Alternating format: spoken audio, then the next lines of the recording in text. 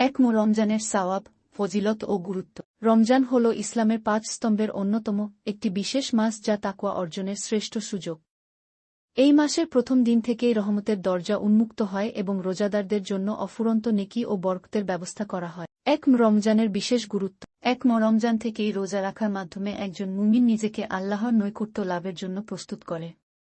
এই দিন থেকেই শয়তানকে শৃঙ্খলিত করা হয় এবং জান্নাতের দরজাগুলো খুলে দেওয়া হয়। রাসূলুল্লাহ সাল্লাল্লাহু আলাইহি ওয়াসাল্লাম বলেছেন, যখন রমজান মাস আসে জান্নাতের দরজাসমূহ খুলে দেওয়া হয়, জাহান্নামের দরজাসমূহ বন্ধ করে দেওয়া হয় এবং শয়তানদের শৃঙ্খলিত করা হয়। সহিহ বুখারী 1899, সহিহ মুসলিম 1079। এক রমজানের ফজিলত ও সাওয়াব।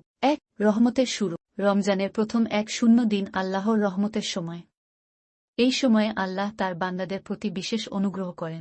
যারা এক রমজান থেকেই রোজা শুরু করে তারা আল্লাহর বিশেষ রহমত লাভ করে। গুনাহ মাফের সুযোগ।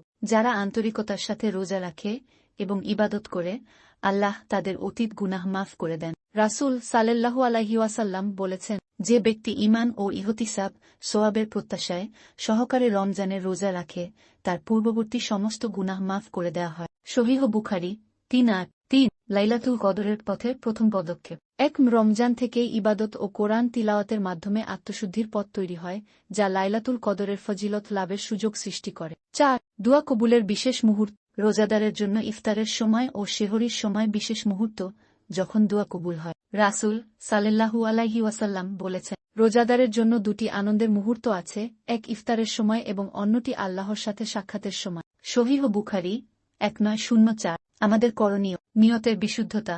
প্রথম দিন থেকেই আল্লাহর সন্তুষ্টির জন্য রোজা রাখা ও ইবাদতে মনোযোগী হওয়া। কোরআন তিলাওয়াত বৃদ্ধি। প্রথম দিন থেকেই কোরআন অধ্যয়ন করা এবং আমল করার নিয়ত করা। গুনাহ থেকে বিরত থাকা, গীবত, মিথ্যা, কটুবাক্য, অনৈতিক কাজ থেকে দূরে থাকা।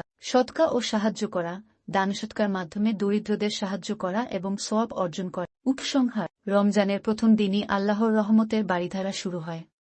তাই আমরা যেন এই দিন থেকেই যথাযথ প্রস্তুতি নিয়ে রমজানকে স্বাগত জানাই এবং আল্লাহর সন্তুষ্টি অর্জনের জন্য সৎকর্ম ও ইবাদতে মনোযোগী হই। আল্লাহ আমাদের সবাইকে এক রমজানের বরকত অর্জনের তৌফিক দান করুন।